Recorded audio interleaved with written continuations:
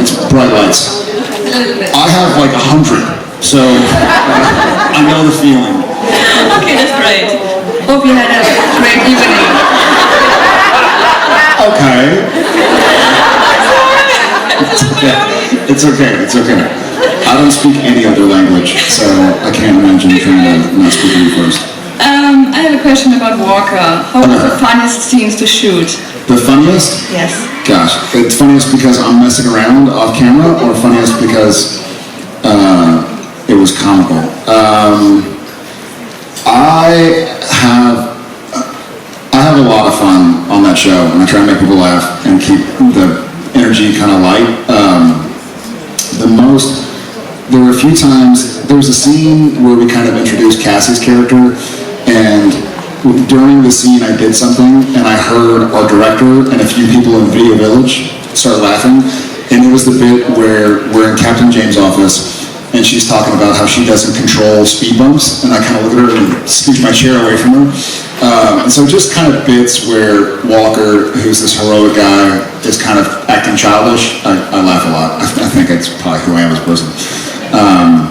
But yeah, what was the funniest one you think?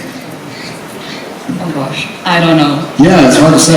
Yes. We have a good time. It's more, you know, we say it's not a comedy, but we hope people laugh. I love I have so many favorite scenes because the emotional scenes, the fight scenes, but the funny scenes, and all have a story, and I love that.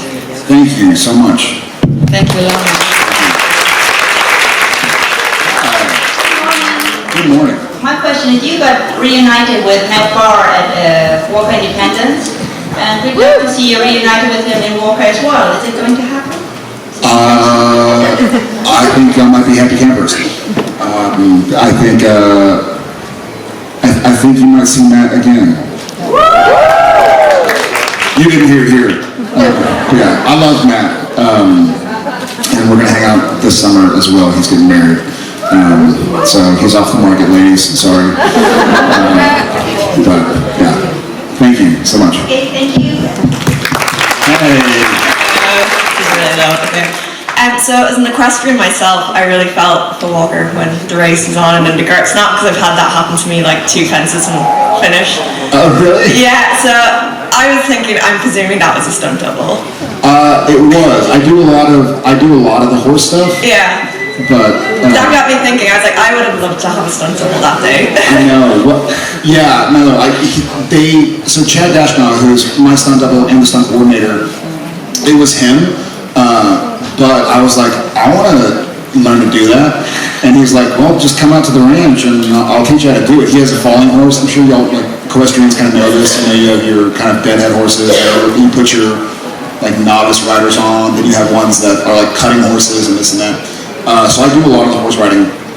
But the stunts, I wanted to do it. I wanted to learn. But I think because of insurance purposes, it probably wouldn't have let me do it anyways, in case something happened to my knee. How did you do that after it happened to you? I was going over as like a double, so it's like jump, one stride, jump. The Gert snapped, going over the second bit of the jump, and then as I landed, the horse like reared, and the saddle just went strip, and I went strip, and I went splat, so. He didn't fall on you or anything? No, he's good. He just stood there staring at me like, what are you doing? So. Get back on. He was good. He was like, everyone's like, your saddle, and I was like, I know. So. Yeah, I know. I'm on the ground. I'm aware something happened. Yeah, I know. So. Anyway, getting to my question. So, is there any like stunt you're ever watching your stunt double do and you're like, I am so grateful for having a stunt double, or vice versa, that you've seen them do or wanted?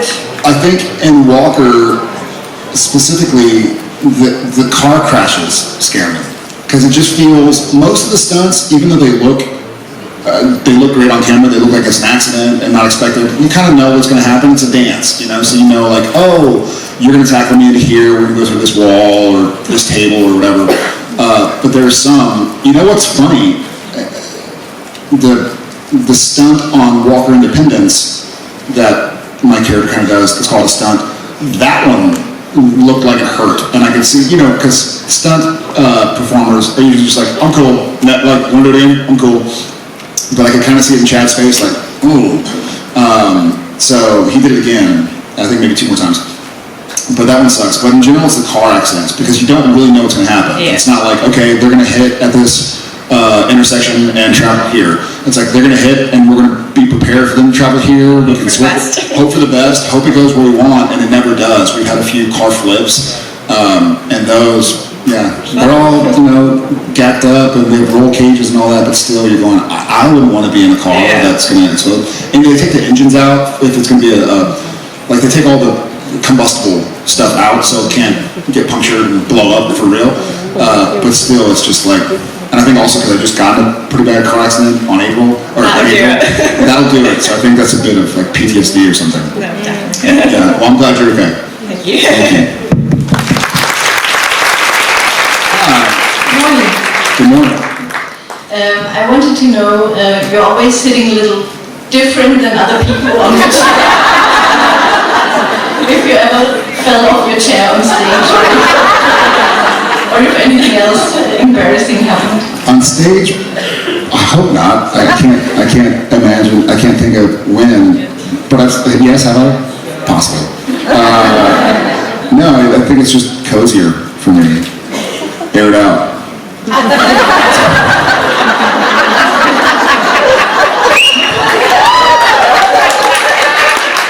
Use your own legs as an excuse. As an excuse? Well, maybe that is. I don't know. This just feels, I don't know. This is something, I don't know, a weird thing. But no, I don't think I've fallen. Unless I've probably done it to myself on accident, which I wouldn't put past myself. But I'll stay safe. Good to see you. Thank you. Thank you.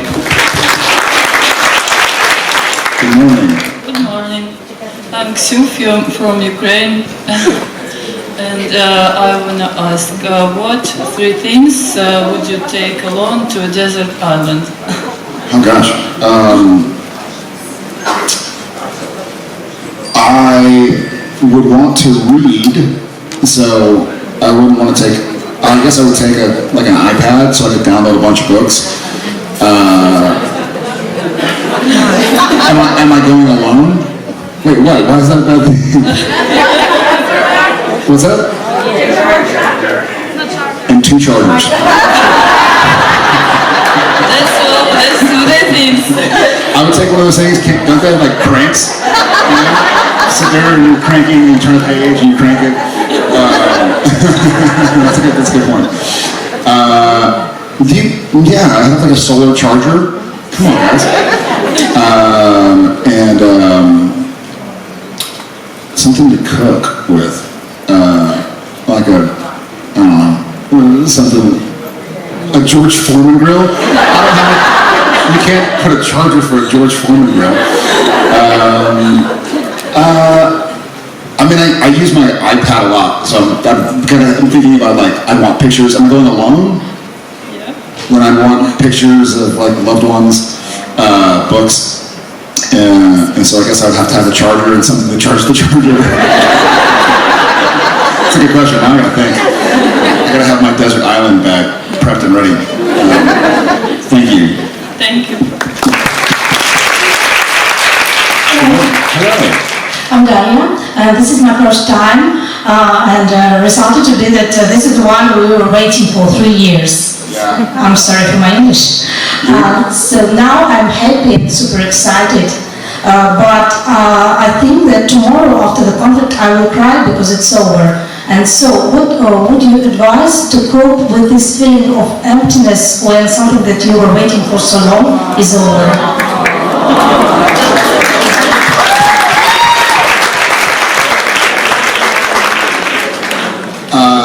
I guess there's a great quote, and I don't remember it exactly, but it's something like, don't be sad it ended, be happy it happened.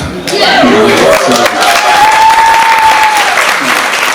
And we're sad too. We love these, and we love getting to come to amazing places like Rome and all the other places we've been, and get to see each other, and get dinner, and we'll hang out in the green room, and this and that, see y'all, see friendly faces we've known for years. And there's always a little bit of like, when it's over, like that, man, that was fun. It feels like a weekend in Las Vegas or something, where you're just having a great time, and for those who have great times in Vegas. But I guess the memories are sticking around. So just think of all the fun stuff you got to do, you know. New friends you made, hopefully, keep in touch and talk with each other about funny moments and this and that. Yeah, thank you and welcome. Thank you. I love you.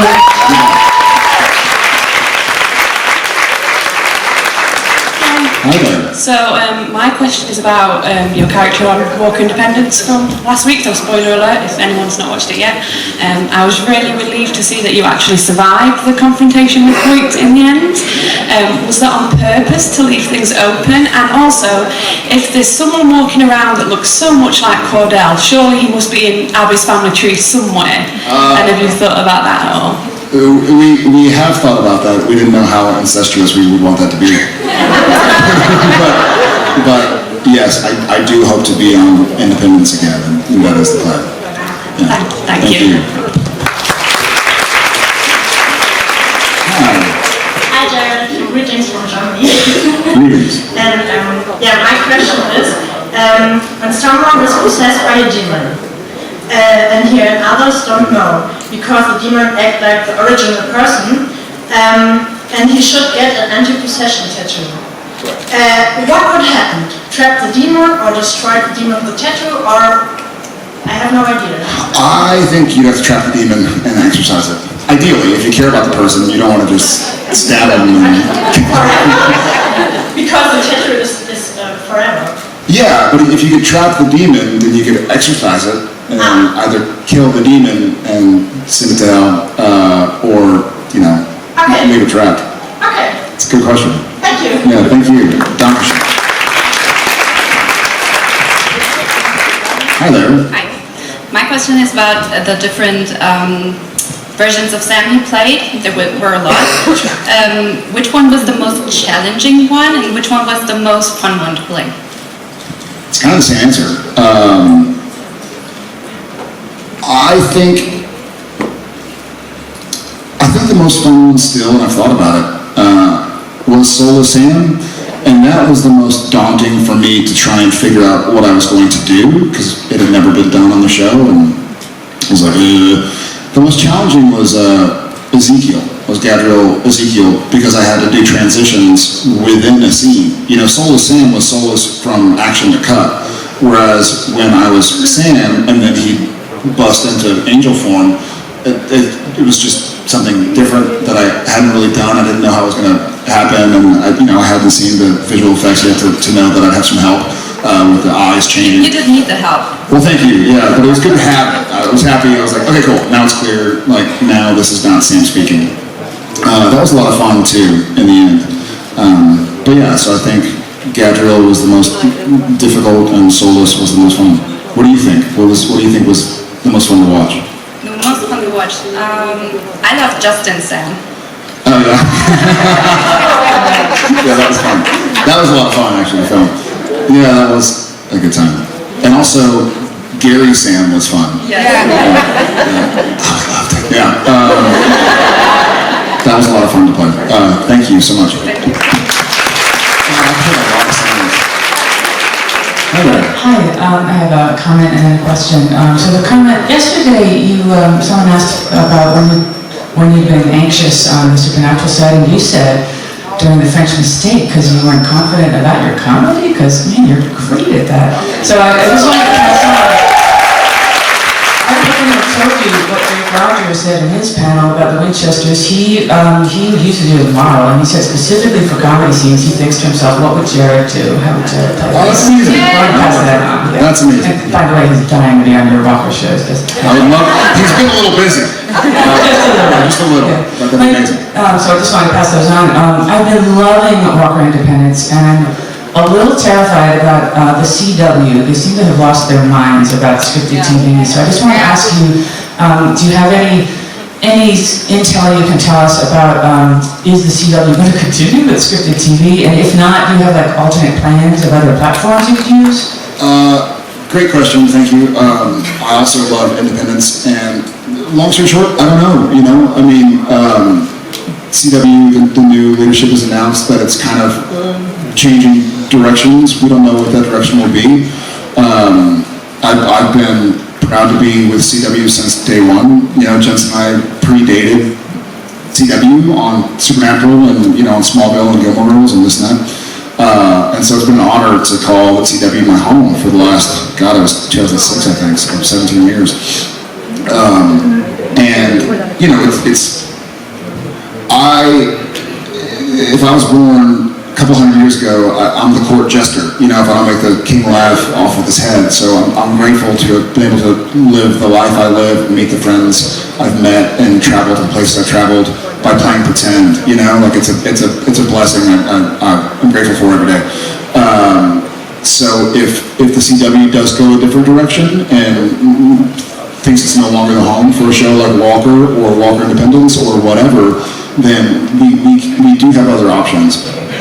Yeah, but that's up to the CW. It'd be an honor to keep calling it home, you know? I mean, I think since Jensen's been on to The Boys and whatnot, I think I'm the only, I'm the only person who's been number one on the call sheet of a CW show every time there's a new episode airing every week for 17 years. And so I'd love that to carry on. It'd be an honor.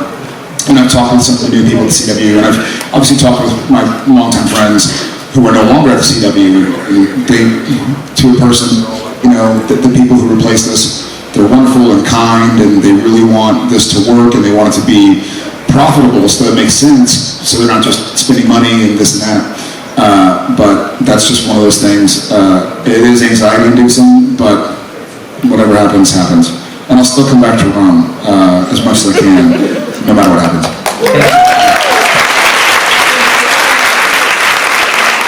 Because it's really bright over there.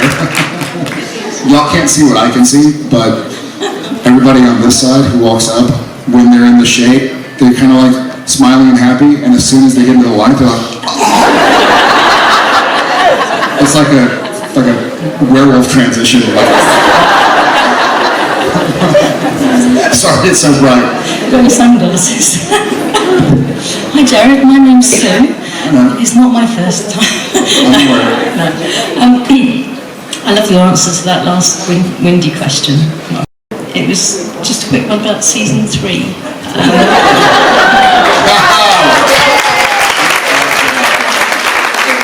It's a quick one about season 3 of Supernatural. If you would cast your mind back a bit to the Christmas episode. Yep. While you're having a quick thing, I just want to say, how's it going with Steve Tobin's niece and getting the registrations for the... I'm not sure. I think she's still waiting, but yeah, we're hoping for the best. Oh, nice. It dimmed a little bit. That's right. Anyway. Yeah, thank you for asking. Yeah. Yes, it's Supernatural Christmas. I remember the bit when you spiked Jensen's eggnog and he just carried on going. I'm just thinking that I've just seen that episode with the rewatch, and there must be a lot of wonderful memories to that. I know it's a bit of an ask. Anything that comes to mind you could share about it? About the eggnog scene? Not that in particular, that episode. I mean, I think y'all like you had the young Sam and Dean as well, and all sorts. Yeah, I loved the episode, and I remember filming it. I remember filming that scene. And I don't know, do y'all all know the eggnog story? Yeah. So somebody, I can't say who legally, somebody may have spiked it. Not spiked it, but basically made it mostly not eggnog.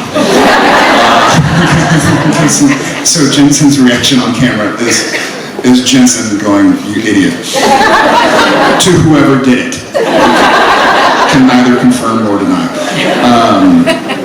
Yeah, we had a great time. I think we shot it because it aired around Christmas. We shot it for Christmas, so I think we shot it like around October. And I don't know if a lot of y'all have been in Vancouver, but possibly my favorite time of the year in any city I've ever been to is around October in Vancouver. It starts to get into fall, and there's a smell in the air, and the city's so beautiful. And so it felt kind of Christmassy because it was cooler, and it's kind of like this great holiday feeling while shooting, which doesn't happen often. Usually you're like, oh, we're shooting a Valentine's Day episode, and it's December, or you're shooting a Halloween episode, it's July. So that was nice. I think our Halloween episode was in July, with Sam Hain. It was filmed in July. But we had a good time, and I think season 3 was a strange time as well for us because, we were starting to introduce characters that didn't ultimately stay. Well, one character stayed, but in a different body. One that I That's gonna sound. I realized how that's gonna sound before I said it. So, but yeah, so it was a different. It felt markedly different than seasons 1 and 2, and it was nice. It felt like we were finding our groove. Season one, I think we've been clear. We didn't really know what the show was going to be yet, and season 2, they kind of added some characters, and we still were trying to figure out what's working, what's not, where we're going to go with the show if the show keeps going. By season 3, I think we felt there was a few things that happened in a third season, or back in the day at least, before streamers and stuff, and you kind of go, if a show has gone on for 3 seasons and it's staying strong, then it makes sense that it'll go for a 4th, and if it stays strong, go for a 5th. And so there was a feeling of confidence that we could go like, all right, well, we must be doing something right, and hopefully they want us to keep doing it. So it was a good time in my life. Don't be too hard on yourself though. Seasons 1 and 2, they really stand out. No, they were. They're fantastic. Yeah. Oh, I totally agree. Some of my favorite episodes were in those seasons, but I just mean the feeling behind the Jared and Jensen feeling as opposed to the Sam and Dean and how it looked. And there were some great episodes, as you said. Yeah, thanks a bunch, Steve. Thank you. All right. All I see is a wall. Again, love y'all. Thank y'all so much. I'm getting dragged into somewhere, but.